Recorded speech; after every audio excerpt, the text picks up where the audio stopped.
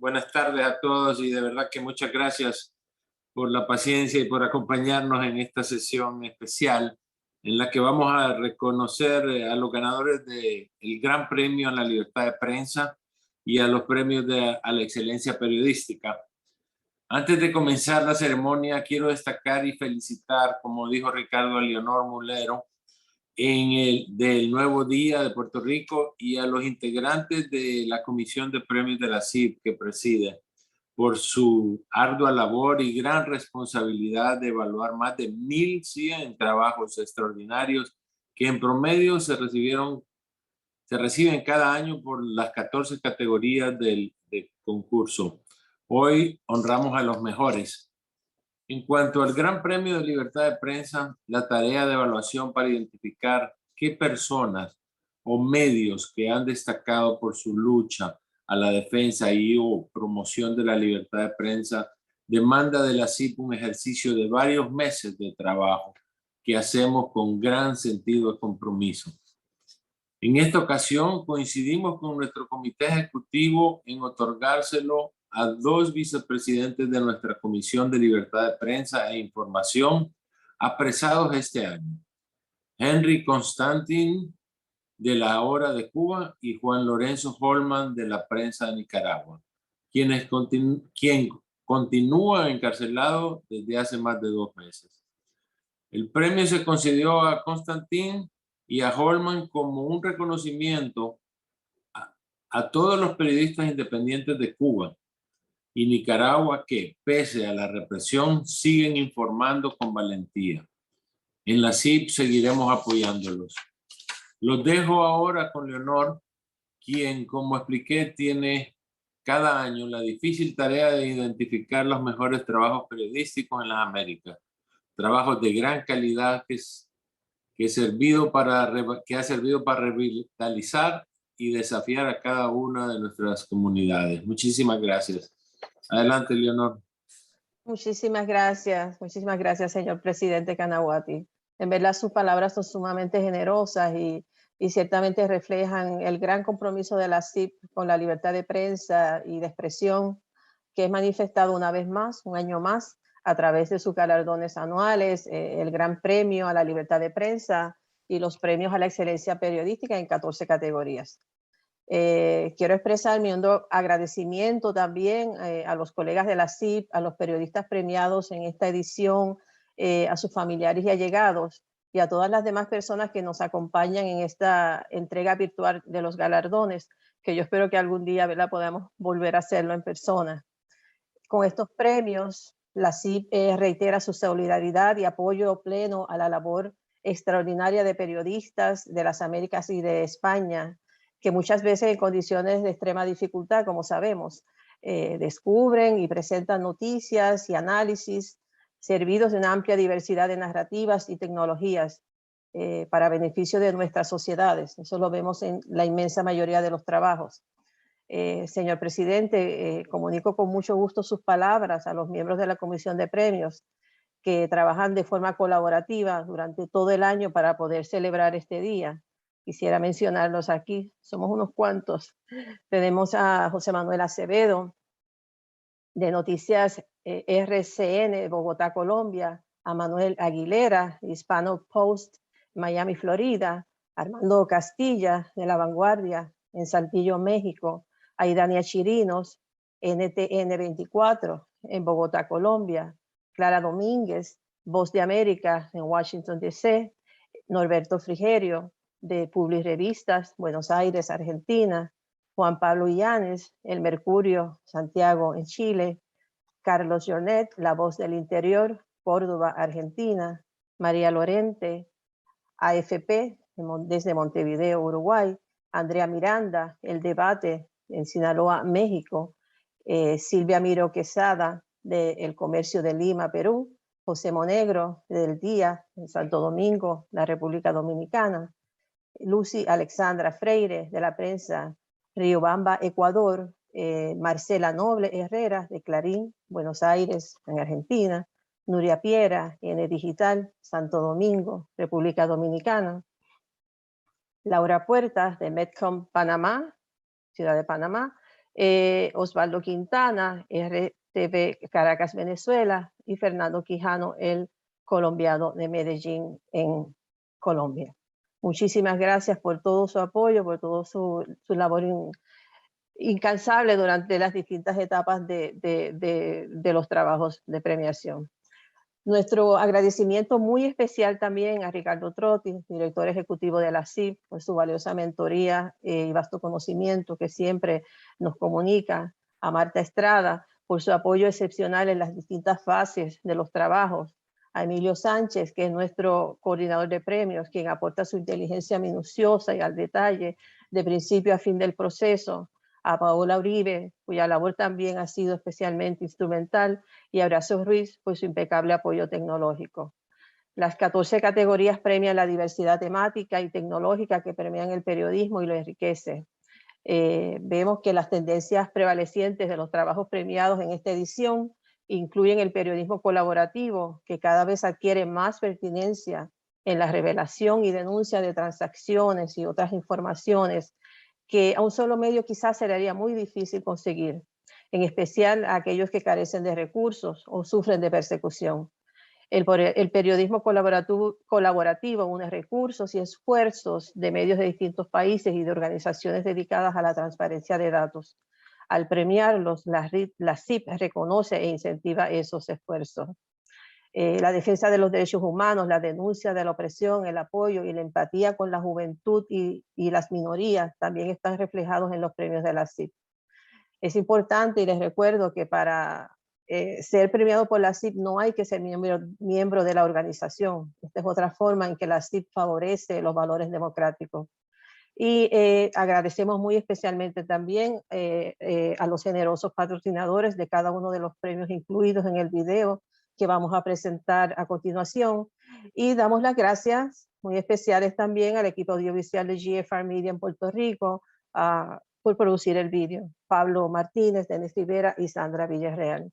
Si podemos pasar ahora a presentar el video, se lo agradezco muchísimo.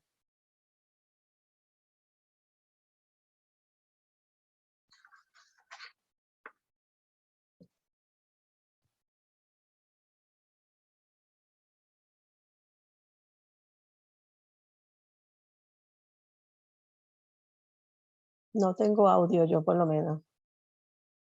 No hay audio, fíjate.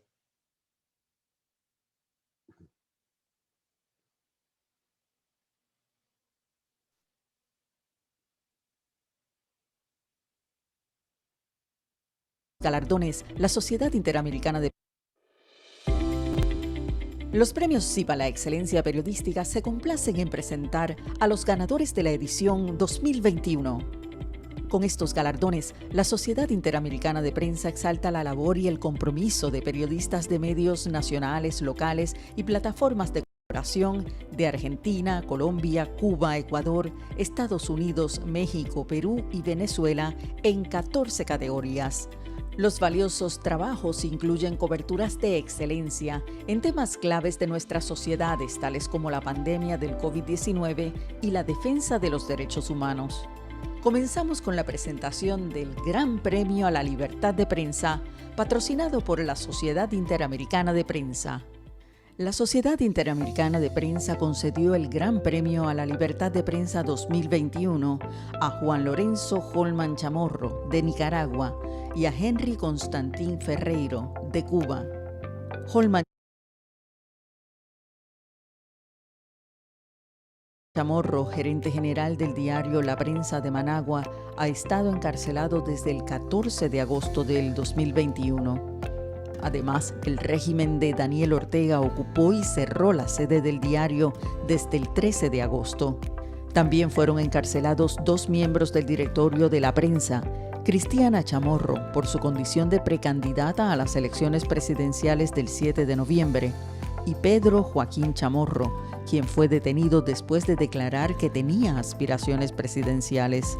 La Prensa sigue publicándose en forma digital, con algunos periodistas en el país y otros en el exilio. Constantín Ferreiro, director de la revista La Hora de Cuba, estuvo preso e incomunicado por 10 días después de ser detenido el pasado 11 de julio, día del inicio de las protestas sociales que exigían libertad al gobierno en varias ciudades. Constantín Ferreiro y otras 2 periodistas de ese medio permanecieron en arresto domiciliario hasta el 23 de agosto. Fueron liberados, pero continúan bajo asedio constante, como el resto de los periodistas independientes en Cuba.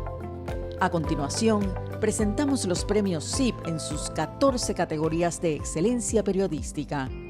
Caricatura, premio patrocinado por El Tiempo de Bogotá, Colombia. Ganador, George Floyd, de Leonardo Parra, de La Oreja Roja, en Colombia. Por ilustrar con agudeza, simbolismo y magnífico dibujo las graves tensiones que han aflorado en Estados Unidos a propósito del asesinato de un ciudadano negro en Minneapolis, Minnesota. Cobertura de noticias en Internet. Premio auspiciado por TV Venezuela, en Miami, Florida.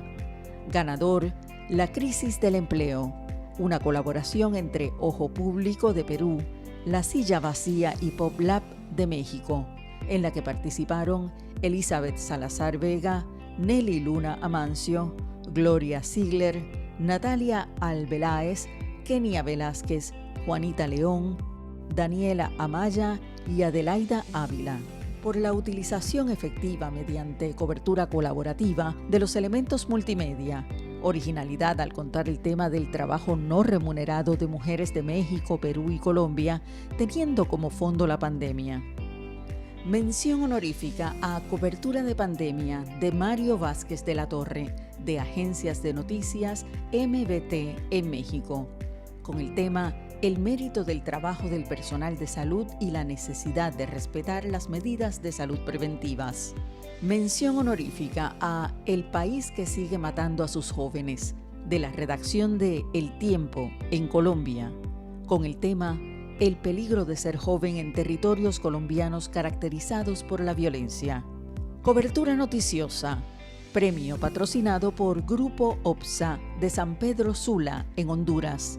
Ganador, Los Sobrevivientes, de la redacción de La Silla Rota, en México, por relatar a través de una serie de abarcadores reportajes que combinan imágenes, gráficos y textos el impacto de la pandemia y la difícil situación de personas desempleadas. Cobertura de noticias en móviles Alejandro Miró Quesada Garland, premio patrocinado por El Comercio, de Lima, Perú. Ganador, Día del Padre, de Ariel Garofalo, de El Universo, en Ecuador, por la original propuesta editorial que consiste en una versión digital para móviles con elementos de la versión impresa, en este caso dedicado al Día del Padre. Crónica Oliver F. Clark, premio patrocinado por The Gleaner, de Kingston, Jamaica. Ganador, Yo regresé caminando a Venezuela, de Luis Guillermo Franquís de Pro Da Vinci, en Venezuela, por ofrecer mediante cuidada prosa la conmovedora historia personal de caminar 554 kilómetros para retornar a Venezuela desde Colombia. La descripción cronológica de cada etapa del camino, relatada con fuerza y emoción, hace partícipe al lector tanto de las desventuras del autor como de la voluntad de llegar a su destino. Derechos humanos y servicio a la comunidad. Premio patrocinado por Debate Media, de Culiacán, en Sinaloa, México. Ganador, Chequeos en Lenguas, las voces originarias que están combatiendo las mentiras en los Andes y la Amazonía, de la redacción de Ojo Público en Perú.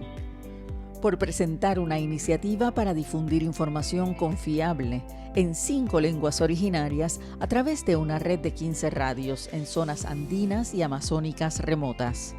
Fotografía, premio patrocinado por La Prensa Gráfica de San Salvador, El Salvador. Ganador, 3 boniatos, de Sadiel Mederos Bermúdez, de El Toque, en Cuba, por documentar con fuerza de imágenes y textos que transparentan respeto a la dignidad humana la situación de precariedad alimentaria y pobreza del pueblo cubano bajo el castrismo, en particular las ciudades del interior. Mención honorífica a serie Santos Casi Locos, de Jorge Luis Santos, Pro Da Vinci, Venezuela, con el tema Celebración del Día de los Santos Inocentes en Venezuela. Mención honorífica a Guernica, el show de Bernie, el fiscal de la selfie y las infancias sin futuro, de Agustina Salinas, de Revista Cítrica, con el tema La represión de miles de familias luego de la toma de tierras en las afueras de Buenos Aires, en Argentina. Infografía, premio patrocinado por Clarín de Buenos Aires, Argentina. Ganador, Las vacunas contra el coronavirus, la esperanza mundial, de la redacción de La Nación, Argentina, con la participación de Juana Copello, Alejandra Bliffeld, Pablo Loscri, Giselle Ferro, Nicolás Rivera, Gabriel Podestá, Florencia Fernández Blanco y Fabiola Shubash, por exponer en la problemática del COVID-19, el proceso de infección y de las vacunas, con información sobre resultados y logística de suministro a través de una navegación sencilla que combina acertadamente imágenes, gráficos y texto. Opinión, premio patrocinado por El Mercurio, de Santiago, en Chile. Ganador, Medios, la insoportable incomodidad de las ideas, de Ariel González, de El Universal, en México, por presentar sobre la base de datos históricos y mediante una prosa elegante, reflexiones acerca de la confrontación entre las ideas y el poder, las expresiones de autoritarismo y la violencia contra los periodistas en México. Mención honorífica a La terapia intensiva de los noticieros, de Eddie Fite, de El Canciller, en Argentina, con el tema Crítica a la práctica de los noticiarios televisivos y vías para mejorar las propuestas informativas. Periodismo de datos, premio patrocinado por Grupo de Comunicaciones Corripio, de Santo Domingo, República Dominicana. Ganador, Evolución de la pandemia en Argentina. Redacción de La Nación, Argentina, por ofrecer exhaustiva información de utilidad para la vida cotidiana, basada en un riguroso trabajo de investigación y construcción de la plataforma mediante una navegación simple y combinación ideal de periodismo y visualización. Periodismo en profundidad, premio patrocinado por La República de Lima, en Perú. Ganador, Chavismo Inc., una colaboración de Conectas, Alianza Rebelde Investiga y Transparencia Venezuela, por describir mediante una excelente narrativa periodística y sobre la base de una impresionante base de datos la trama de corrupción y enriquecimiento ilícito durante más de 20 años del gobierno chavista en Venezuela, sus rutas a través de países de América Latina y España. Un ejemplo de trabajo colaborativo meticuloso y profundo entre periodistas de más de 10 países para rastrear el lavado de $30.000 millones. Periodismo sobre medio ambiente, Roberto Eisenman Jr., premio patrocinado por La Prensa, Ciudad de Panamá, en Panamá. Ganador, Un cacique del agua en el paraíso maya, una colaboración de Conectas en alianza con Aristegui Noticias, Proceso, Ruido en la Red, Univisión, Vice en español y el apoyo del International Center for Journalists, por mostrar sobre la base de una rigurosa investigación que supuso la revisión de una cantidad extraordinaria de documentos, no solo la explotación desmedida del recurso acuífero de la península de Yucatán y los daños irreparables a su fauna y vegetación, sino también las nefastas consecuencias de la corrupción e intervención de intereses especiales para detener procesos investigativos y sanciones, todo lo cual derivó en ulteriores investigaciones judiciales. Periodismo sobre salud, premio patrocinado por Robert Temple College of Public Health and Social Work, Universidad Internacional de la Florida, en Miami. Ganador, Urgencias, la vida y la muerte en un turno de espera. Redacción de El Tiempo, de Colombia, por presentar con multiplicidad de recursos periodísticos las penurias de un paciente de urgencias y convertirla, por un lado, en una experiencia virtual para el lector y, por otro, en una fuerte denuncia social sobre la ausencia de preparación del país frente a la pandemia. Mención honorífica a Venezuela, con el tema Impacto del COVID-19 en la población venezolana y propuestas para mejorar la situación de la población. Periodismo Universitario Pedro Joaquín Chamorro. Premio patrocinado por La Prensa en Managua, Nicaragua.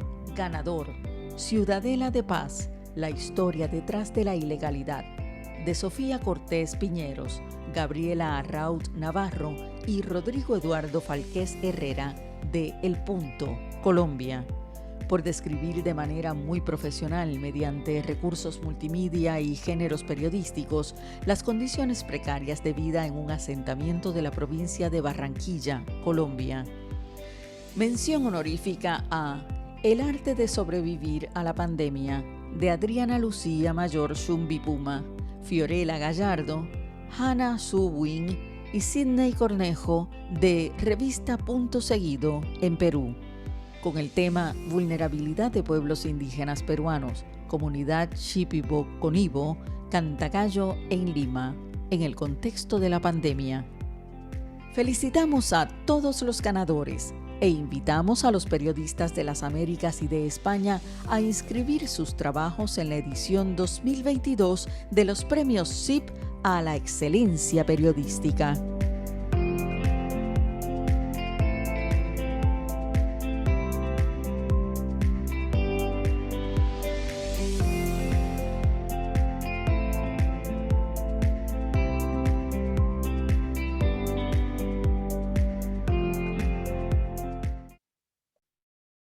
Muchísimas gracias, felicitaciones a todos los ganadores, muy especialmente creo que Henry Constantín estaba presente, ya no lo estoy viendo en este momento desde Cuba, pero bueno, ya como lo hemos dicho anteriormente, una felicitación muy grande a Leonor por todo el trabajo que ha liderado, muy especialmente nuestras felicitaciones para Pablo, Denis y Sandra, que son de su equipo y han trabajado incansablemente para hacer de esta una presentación que prácticamente no le podemos envidiar nada a los premios Oscar. Y yo creo que podríamos competir con esta buena producción.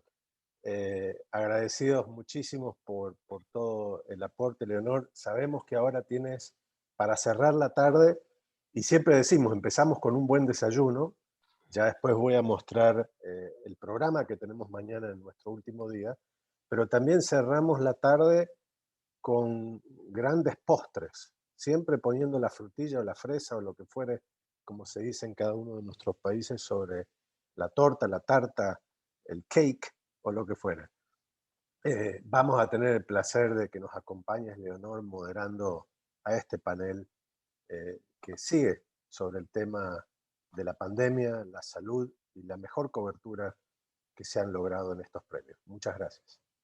Muchísimas gracias, Ricardo. En verdad que cuando uno ve todos esos trabajos juntos y ve la calidad y pensar que se hicieron durante la pandemia, pues realmente es extraordinario la labor de la prensa y de muchos otros, ¿verdad? Que también eran buenísimos, pero tuvimos que escoger definitivamente. Así que eso reconforta muchísimo. Tenemos el gran gusto de contar para esta sesión y esta charla sobre la prensa latinoamericana ante la pandemia con tres periodistas excepcionales. Florencia Fernández, que es jefa de proyectos de La Nación de Argentina. Florencia coordina diferentes tipos de contenidos y coberturas multiplataformas que se centran en la innovación y en las nuevas narrativas, que ciertamente va muy en armonía con lo que es el periodismo moderno. Tiene mucha experiencia, trabajó en Telefe, Diario Perfil y Radio El Mundo. Es profesora en la maestría de periodismo de La Nación y la Universidad Torcuato Di Tella. Y además de periodista, Florencia es licenciada en psicología por la Universidad de Buenos Aires. Muchas gracias, Florencia, por estar con nosotros. Es un placer. Igualmente, muchas gracias. Placer. Carlos Fernández es asesor médico en contenidos del Tiempo de Colombia, médico cirujano, especialista en medicina física y rehabilitación. Fue presidente de la Asociación Colombiana de Sociedades Científicas de la Asociación Colombiana para el Estudio del Dolor y de la Asociación Colombiana de Medicina Física y Rehabilitación. Es también tallerista de la Fundación Nuevo Periodismo en temas de salud y ciencia. Y me parece extraordinario que te tengamos con nosotros, Carlos, porque también sabemos que cada vez la salud tiene más importancia en lo que son las coberturas periodísticas, pero ciertamente ha habido un taller inmenso durante este año, estos 2 años, y todo lo que es la información científica y el conocimiento de la ciencia directa, especialmente de la medicina, pues sumamente esencial para el periodismo. Bienvenido. Contamos también con Jorge Ramos, quien es director de información del portal La Silla Rota en México. Jorge también es conductor del Heraldo Radio. Antes trabajó como coeditor y coordinador general de información del diario El Universal. Jorge es licenciado en periodismo de la Universidad Carlos Septién con maestría en la Universidad Iberoamericana de México. Los 3 colegas todos representan a medios que por sus extraordinarios trabajos han sido premiados en esta edición. Así que me gustaría que esto sea pues una conversación donde participemos todos. Es un tema bastante amplio, podemos darle distintos focos y que sean también las personas que nos acompañan, los colegas de la CIP, los mismos visitantes también que hagan preguntas a través del chat y así las podemos ir canalizando. Yo abriría un poco la conversación, un poco panorámicamente, trayendo a colación, ¿verdad?, lo que está de frente de nosotros. Llevamos casi 2 años de una pandemia. Son 2 años sumamente fuertes que han traído muchos golpes. El mismo año pasado, el Gran Premio se lo dimos ¿verdad?, en memoria a los periodistas que han fallecido en el cumplimiento de su labor periodística a causa del COVID. Ciertamente ha habido muchos efectos y me gustaría que cada uno de ustedes un poco nos diera como que alguna especie de introducción y de evaluación de cómo la pandemia cómo la pandemia de alguna manera, las maneras que la pandemia ha golpeado la forma de hacer periodismo en sus redacciones y por otro lado, de qué manera hemos aprendido y nos hemos engrandecido como periodistas debido a la pandemia. ¿Quieres empezar, Florencia? Bueno, muchísimas gracias, Leonor.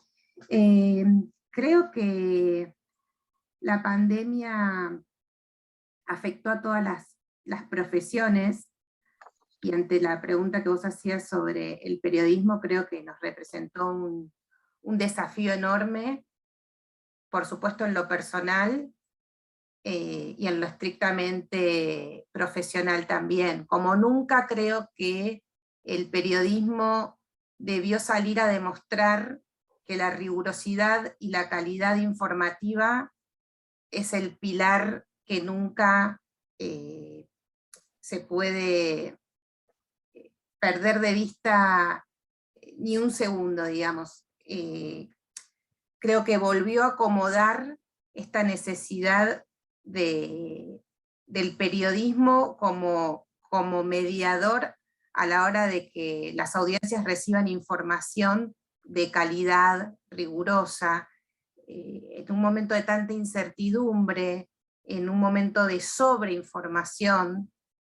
La realidad es que los medios tuvimos una responsabilidad enorme en poder traducir todo lo que estaba sucediendo a un lenguaje claro y a un lenguaje de calidad, digamos. Como nunca creo que quedó en primer plano la importancia del buen periodismo. Yo creo que fue, pese a todo lo terrible que nos dejó a todos en lo personal y en lo profesional y en todos los ámbitos, creo que de alguna manera volvió a mostrar cómo solo el periodismo de calidad es aquel que a la larga resiste, que a la larga es el depositario, digamos, de la confianza de la gente, de las audiencias, porque realmente era era información tan sensible, tan difícil, porque ahora es muy común hablar en un lenguaje sobre vacunas, sobre fases, sobre estudios clínicos, pero recordemos que en 2020 todo esto era nuevo, y realmente haber podido desde los medios transmitir todo lo que estaba sucediendo era un enorme desafío, y fue un hermoso desafío, creo que para todos los que llevamos el periodismo en la sangre. ¿Nos puedes dar un ejemplo, Florencia? Digamos, el desafío mayor, quizás que todavía perdura, es en tal situación. Y yo creo que hay dos cosas que se me vienen a la cabeza. Yo no sé cómo habrá sido en el resto de los países, pero por ejemplo en la Argentina, que tiene una realidad en la que hay una división muy fuerte, una grieta muy marcada entre oficialismo y oposición, ha habido momentos en los que la pandemia lamentablemente ha servido para que se generaran discusiones políticas y en algunos casos peleas que no tenían sentido, porque lo que en definitiva se estaba debatiendo era una cuestión de poder o de competencia política y no una cuestión de salud pública, ¿verdad? Y se me viene a la cabeza un ejemplo de en algún momento cuando desde la provincia de Buenos Aires, que tiene un signo político, se trataba de instalar que en la capital federal se hacían menos testeos. Realmente nosotros como medio podíamos ser mero replicador de declaraciones, ¿verdad? O sea, el gobernador dijo que en tal otro distrito se testea menos, que era una pelea entre políticos básicamente, una chicana, como decimos, política. Nosotros teníamos varias opciones: replicar esa información que salió en todos lados, esta acusación del gobernador, y dejarlo en la mera declaración, o ir a los datos, buscar la información precisa y darle a nuestras audiencias herramientas para que sepan entender y discernir si eso que se estaba diciendo era cierto o no. Nos encontramos con que no había una discriminación exacta de los testeos que se realizaban por jurisdicción, pero sí se abrían registros por cada paciente en las distintas jurisdicciones.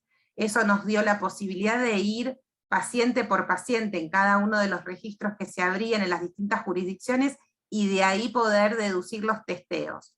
¿Con qué nos encontramos? Con que se testeaba el doble en la capital federal que en la provincia de Buenos Aires, en el ámbito en el que se llama AMBA, que es justamente una zona de intersección. ¿A qué voy con esto?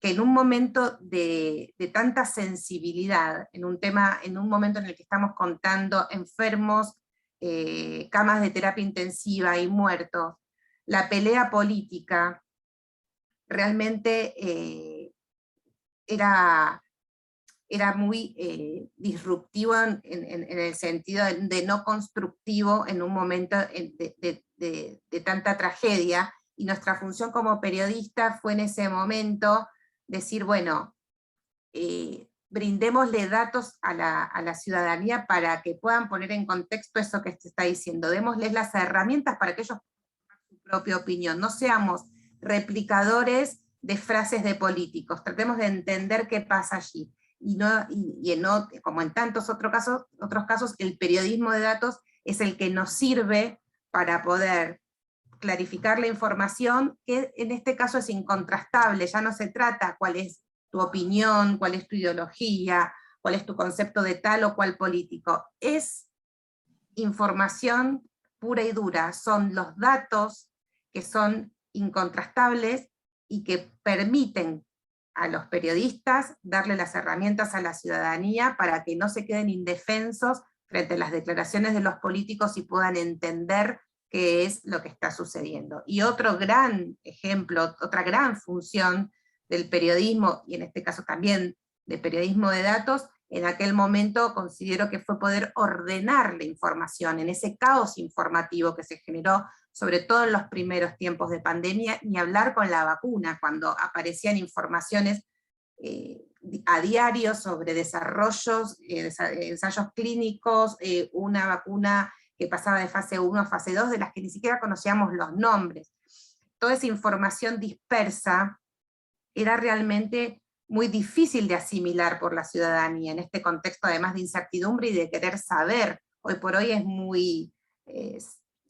muy natural que hablemos de vacunas, pero en aquel momento era lo que nos venía a salvar y necesitábamos conocerlo. Bueno, decidimos acompañar todo ese proceso con un especial sobre vacunas en la que lo que fue armar un desarrollo, un mapa general de las vacunas que se estaban desarrollando en el mundo para que cada usuario pudiera entrar y saber de qué vacuna se trataba, qué país la desarrollaba, qué tecnología utilizaba. Hoy para nosotros ARN mensajero es algo que lo manejamos todos, ¿sí? En aquel momento era absolutamente novedoso, entonces poder transmitirle eso a la gente, que la gente entiende y demás, me parece que fue clave para los periodistas para, nuevamente, ese caos informativo, ordenarlo, porque a mí siempre me gusta decir que en definitiva, como periodistas, más allá de transmitir la información, tenemos que saber que nuestras audiencias nos consumen claramente para informarse, porque no para entretenerse, pero también para que le demos soluciones. Y si nosotros estamos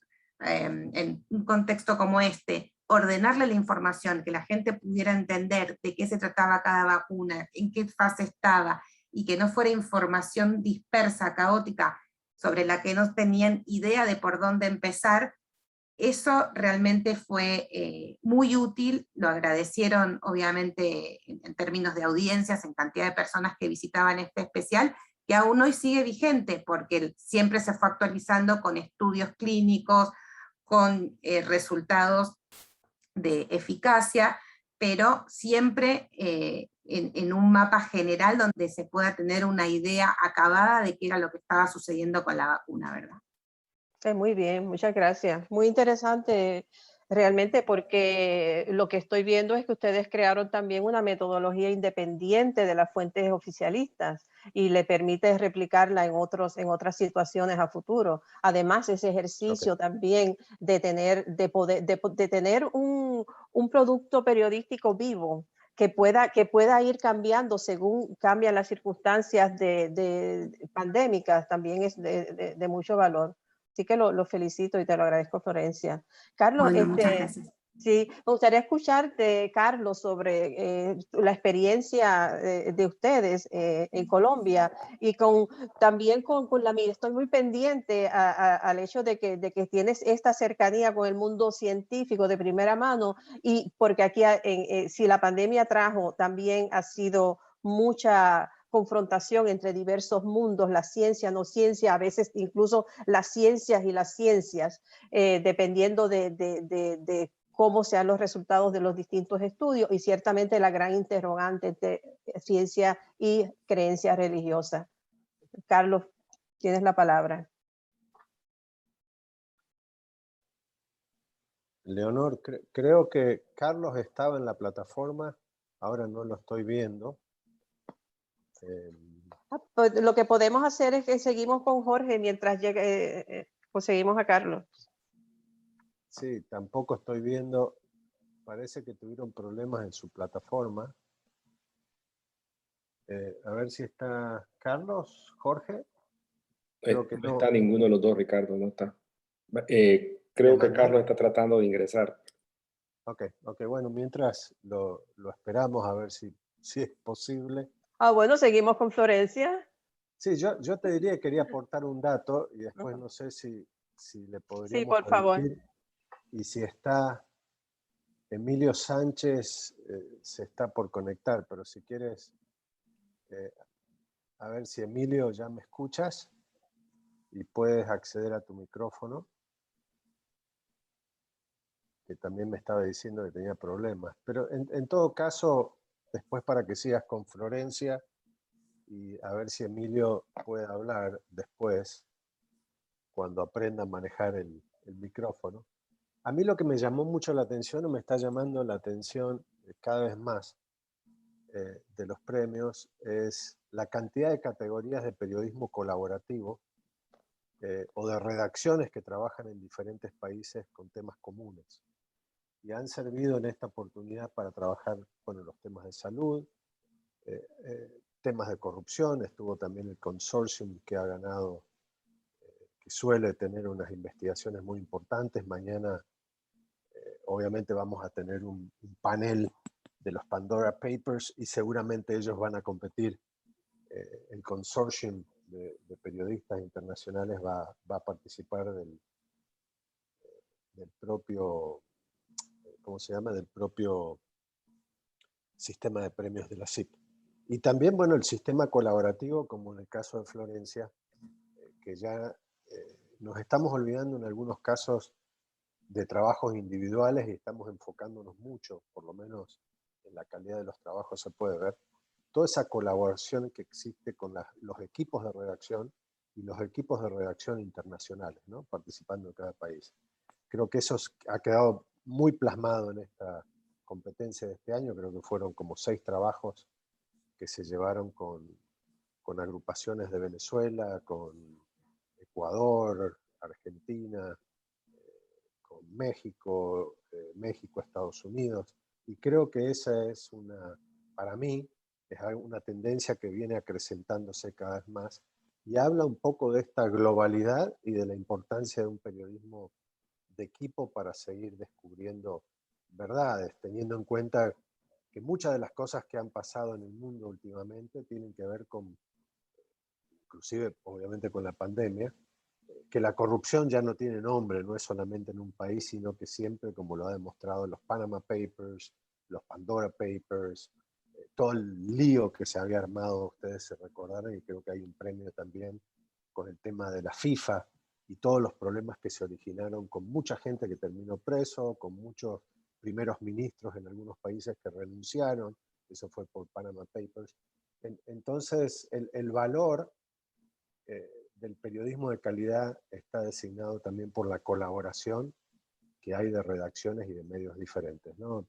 Acá en la CIP siempre vemos que hay medios del Grupo Diario América, que es un grupo de 11 diarios de los más importantes, o 17, ya no me acuerdo, en toda América, y cómo trabajan en conjunto en temas editoriales. Así que creo que eso es algo que se ha venido alcanzando, algo que ojalá se profundice, y en la CIP siempre estaremos muy atentos de velar por ese tema. No sé si al final pudo o puede, veo que no está, Emilio Sánchez. Estoy aquí, sí. Ah, perfecto. No sé si puedes comentarnos algo, vos que tienes una apreciación, de hacer una primera filtración de todas las cosas que nos llegan. Si eso lo estás viendo como tendencia, contanos un poquito del tema. Sí, es algo que hemos observado ya a la vuelta de los años, porque hay que decir que estos trabajos, ¿se me escucha bien o no? Sí. Perfecto. Ok, estos trabajos de colaboración son muy anteriores a la pandemia. Es decir, los trabajos de colaboración son anteriores a la pandemia. Es decir, que el factor, este factor no es principal. Puede que se haya reforzado, pero viene desde mucho antes de la pandemia. Y sí, yo diría que sí es una tendencia que me imagino que debe estar también vinculada a los procesos de crisis de la prensa que vienen ya desde hace 10, 15, 20 años, como una manera de racionalizar los esfuerzos y de mejorar el periodismo, pese a las dificultades, pese a las limitaciones que existen en las redacciones. Es decir, que lo que hemos notado acá en la oficina de la CIP cuando recibimos los trabajos es lo siguiente. Primero, que las colaboraciones no solamente son en la elaboración del trabajo, quiere decir, en el diseño del trabajo, en la distribución de tareas, en la realización de investigación y finalmente en la redacción, sino también en la distribución de ya el trabajo terminado. Sí, ahí se da todo este proceso de colaboración. Otra de las cosas es que, bueno, más allá de los trabajos premiados, hay muchos trabajos que no son premiados, pero que están dentro de los finalistas o quizás no dentro de los finalistas, que también utilizan la fórmula de la colaboración. Y a la vez hay que destacar como una buena nota es que estos trabajos de colaboración están obteniendo premios en los últimos años, es decir, que logran merced a esta manera que tienen, esta novedad, digamos, por así decirlo, logran garantizar una calidad por encima de otros trabajos, y creo que es algo bien elogiable, ¿no? Y esperamos que eso va a continuar. Esperamos que eso continúe en los próximos años. Muchas gracias. Justamente ahí me lo aprecia Lynn Ho Ramírez, que es la directora ejecutiva de GDA, que la hemos nombrado recién porque ella es un poco el artífice de poder trabajar con todo esto del Grupo Diarios Américas. Así, muchas gracias por estar con nosotros. Leonor, seguimos, lamentablemente no tenemos, y yo no sé, pero recién estaba Henry, que era para darle la palabra por su gran premio a la libertad de prensa, pero por ahí veo que en el chat dice que está y no lo estoy viendo, o me equivoco. Juan Pablo, me dijiste que estaba, pero ahora no lo estamos viendo, ¿no? Estaba, bueno, se ve que desde Cuba a veces tienen problemas de conexión permanente. Así que disculpa, Leonor, adelante. Sí, seguimos, Florencia. También siguiendo la línea del trabajo colaborativo, yo he estado viendo que los trabajos premiados de la Nación tienen mucha información internacional. ¿Cómo se manejó eso? ¿Cómo ustedes hicieron ese trabajo en términos de que ustedes mismos hicieron eso solo? ¿Tuvieron alguna experiencia colaborativa? ¿Cómo sucedió? Bueno, todo siempre con los programadores que son una pata fundamental.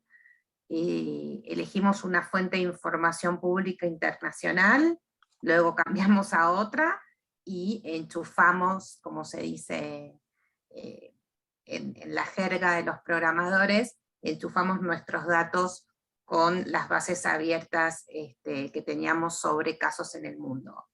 Y luego también hicimos desarrollos propios, en ese caso con el asesoramiento de infectólogos, epidemiólogos, matemáticos, o sea que tenemos los datos puros, digamos, que son aquellos que tomamos de las bases de datos desde los centros, digamos, de difusión, y luego desarrollos propios que estaban totalmente intervenidos por una inquietud propia, digamos. Y en ese caso tratamos de establecer la velocidad del virus, sobre todo al principio de la pandemia, establecer cómo era la velocidad del virus en los distintos países, y eso después nos permitía hacer múltiples cortes, es decir, por ejemplo, solo ver cómo era la velocidad del virus en los países de Latinoamérica, ver cómo era la velocidad del virus en todo el mundo.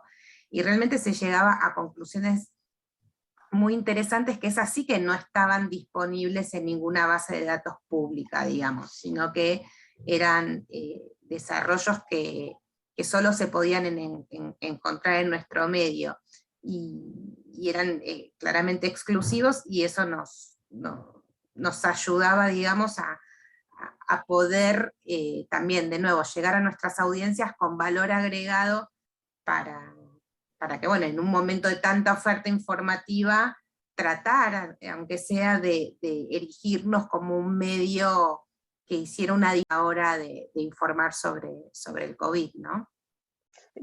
Presumo que Leonor, sí. Leonor, discúlpame, está ya Carlos Francisco Fernández contigo, así que cuando quieras lo puedes convocar. Gracias, Okay. disculpa. No. Gracias, Florencia. Aprovechamos, Carlos. No sé si estuviste aquí desde el principio, pero si no, bienvenido. Gracias mil por estar con nosotros. Sabemos que tienes una vasta experiencia en el mundo de la ciencia, y nos gustaría que miráramos esa experiencia de esa comunión entre el periodismo y la ciencia, sobre todo en un momento tan importante como este, que es el de la pandemia. ¿De qué manera ¿De qué manera ese conocimiento hace la diferencia en una sala de redacción? Muchas gracias, un saludo para todos ustedes y la verdad es que me siento muy complacido de coparticipar en este evento tan importante, a los asambleístas y por encima de todo también a los colegas ganadores de estos premios, pues sin duda muy reconfortante estar aquí contándoles esta experiencia.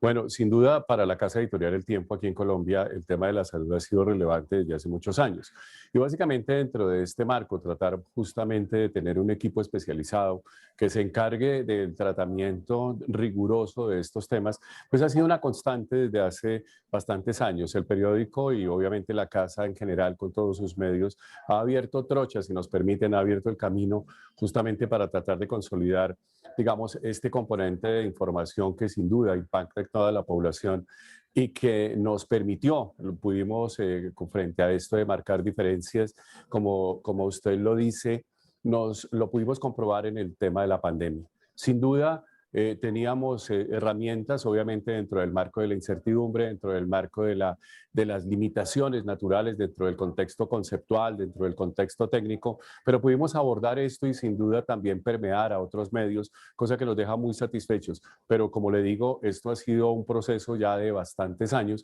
que sin duda han puesto dentro del marco sanitario, digamos, un lugar importante no solamente en el país, sino también desde el plano informativo. Creo que pues, la experiencia ha sido valiosa, esto ha sido un trabajo en equipo, no ha sido fácil, pero creo que hemos puesto, digamos, todos estos componentes del bienestar, no solamente entendido como los tratamientos de la enfermedad, sino también todos los elementos de promoción, prevención, normas, obviamente políticas y, por supuesto, todos los componentes de desenlace en lugares que nos han permitido no solamente informar, divulgar, sino también influir un poco.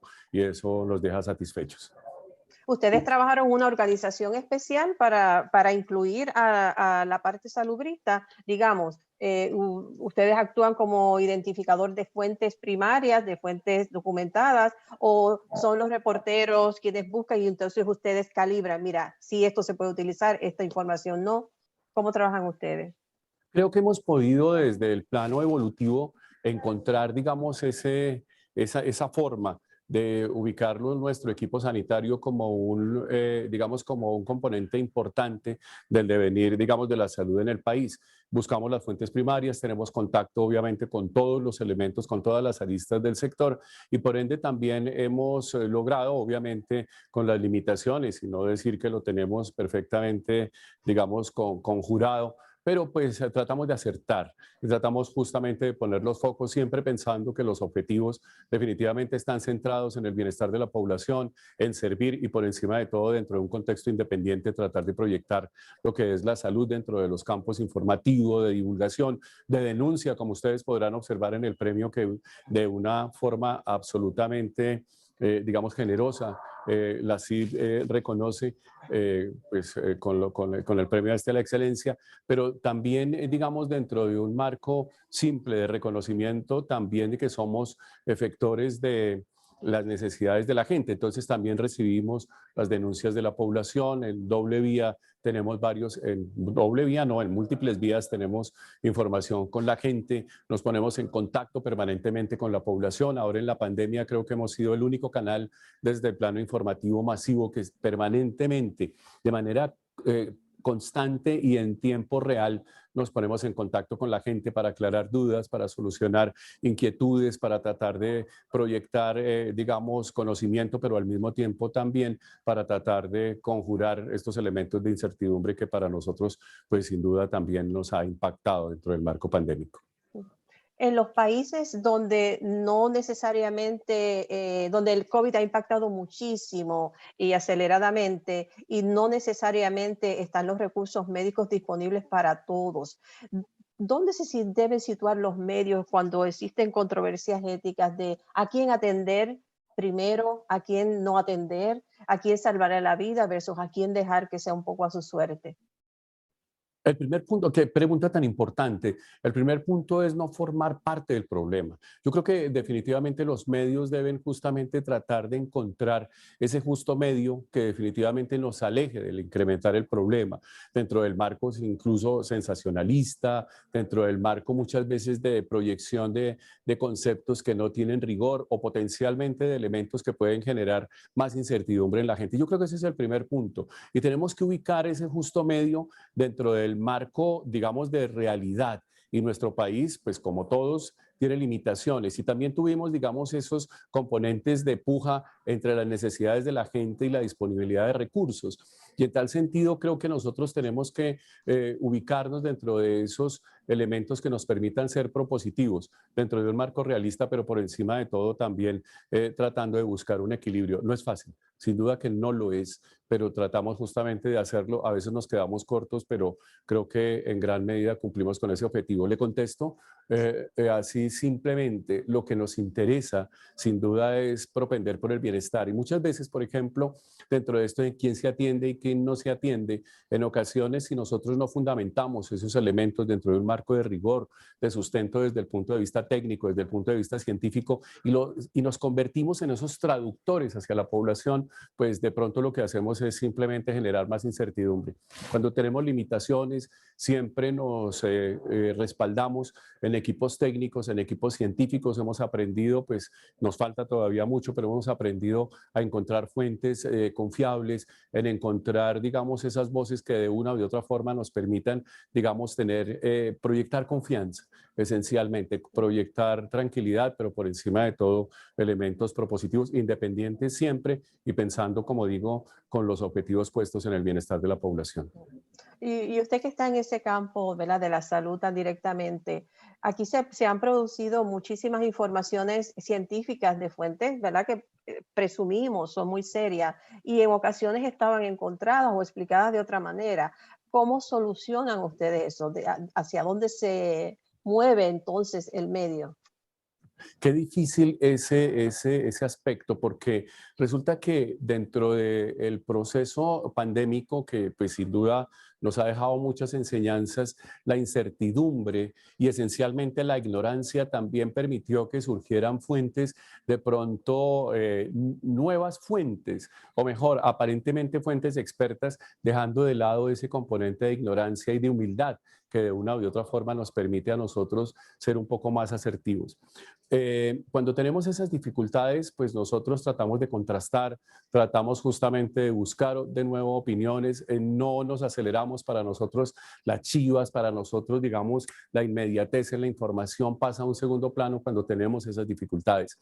Hemos encontrado incluso ires y venires dentro de organizaciones muy serias. La misma Organización Mundial de la Salud dice una cosa, después tiene que decir otra, pero siempre cuando uno lo pone dentro del marco del entendimiento, es decir, ¿por qué se dan? Porque en la medida en que fuimos conociendo cosas, se dejaron de hacer unas, en la medida en que fuimos aprendiendo también de la pandemia, entendimos que había que retomar otras. Y justamente dentro de eso creo que hay que buscar concretamente cuáles son las características específicas que motivan esos cambios, que motivan esas contradicciones, para tratar, como digo, de convertirnos en traductores y no simplemente en otras fuentes que de una u otra forma lo que harían sería incrementar la incertidumbre. Entonces, nosotros no somos fuentes, nosotros somos traductores y lo que hacemos sencillamente es traducir la información técnica, la información científica dentro de un marco de rigor, pues hasta donde podemos, y sin duda dejamos de lado pues todos esos elementos que a veces nos distorsionan y por encima de todo desdibujan lo que es el comunicar en salud. Sí, me parece muy valioso lo que comenta, sobre todo porque adquiere muchas veces las informaciones generales, pues pueden llegar a algunas poblaciones que tienen unos niveles educativos un poco más favorecidos, pero también el periodismo local es bien importante para que llegue la información, sobre todo en los países grandes que tienen incluso como uno de los trabajos premiados, que es del Perú, que logra traducir en idiomas la información correcta. Eso es me parece de gran valor. Y también lo que usted comenta, de que un poco hubo que ceder, un poco, la prisa aquí no tiene espacio, y ser el primero no necesariamente es lo más importante, porque así también se protege la credibilidad y además estamos trabajando para proteger la vida. Así Sin que duda. Sí. En ese, quisiera preguntarle también, otra de los escenarios serios que se ha presentado con la pandemia es esta confrontación entre la ciencia y la religión. Los países nuestros tienen unas presencias religiosas importantes, con muchas manifestaciones. ¿Cómo se sitúan los medios en esas disyuntivas cuando quizás las audiencias esperan un respeto a su individualidad y a su fe? Ahí eso es un componente muy importante porque definitivamente los periodistas y los técnicos y académicos tenemos que necesariamente pararnos en la realidad. Y dentro de ese marco, lo primero que uno tiene que hacer es entender definitivamente las condiciones culturales, las condiciones propias, la idiosincrasia de nuestra gente. Y dentro de ese marco, yo creo que nosotros lo que tenemos que hacer, más que incrementar esas diferencias, digamos, esa polarización que existe entre ciencia, costumbres, creencias y demás, tenemos que esencialmente convertirnos en promotores de esos elementos de ilustración básica que permite cambiar conductas, modular comportamientos y esencialmente proyectar nuevos elementos para que la gente dentro de un marco de ilustración pueda autónomamente cambiar. Lo hemos logrado también aquí, por ejemplo, los movimientos antivacunas, todos estos componentes de creencias.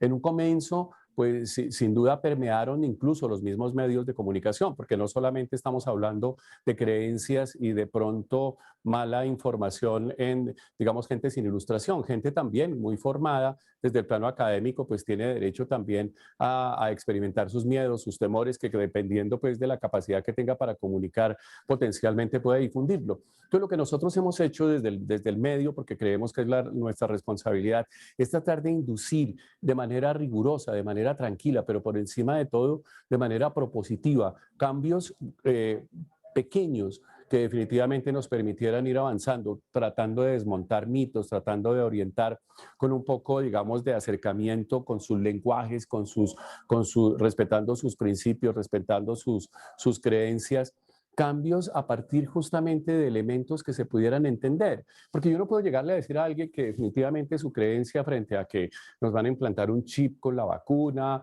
o que potencialmente hay un elemento de conspiración, yo no puedo llegarle a decir, no, mire, usted está equivocado porque es que resulta que la tecnología RNM, cuando la gente todavía ni siquiera ha ido a la escuela o cuando le estamos llegando, como pasa en muchas de nuestras poblaciones, con la última tecnología desde el punto de vista farmacológico, cuando ni siquiera le ha llegado el agua potable. Entonces uno tiene que entender esas realidades y justamente tratar de inducir elementos que potencialmente se traduzcan en bienestar.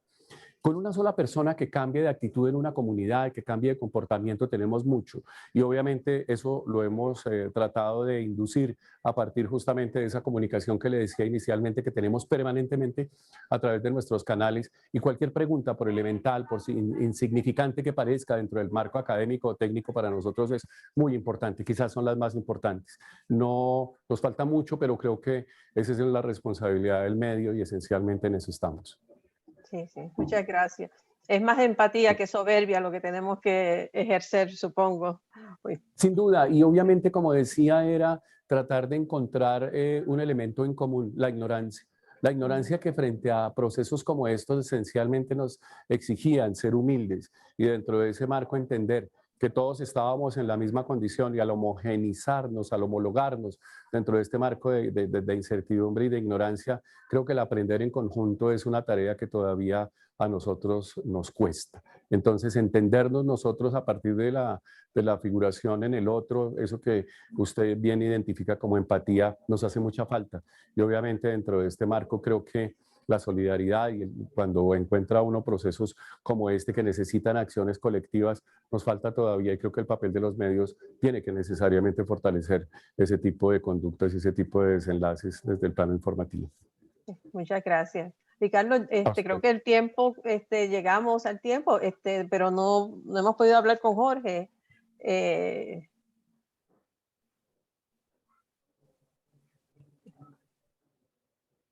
¿Estás ahí? Sí, ¿ahora me escuchas? Sí. Sí, lamentablemente no pudo conectarse, pero creo que, bueno, con el tiempo que le has dado a Carlos y Florencia hemos ganado con creces en este panel. A veces es mejor profundizar que tener visiones diferentes. Creo que lo has hecho muy bien y de nuevo te diría que cierres con tu mensaje final para así yo puedo hablar de lo que va a suceder mañana. Sí, muchísimas gracias a todos. En verdad, Florencia, Carlos, ha sido un placer y he aprendido muchísimo con las miradas de ustedes de cómo hacer periodismo en estos tiempos tan difíciles. Me lo llevo para mi medio. Y gracias a todos, señor presidente, Ricardo, los demás compañeros. Seguimos entonces, espero que tengan muy buenas tardes. Hasta luego. Gracias, Leonor, gracias a todos. Gracias, A ustedes Leonor. muchas gracias. De verdad que quedo muy contento justamente con esta conversación. Muchas gracias.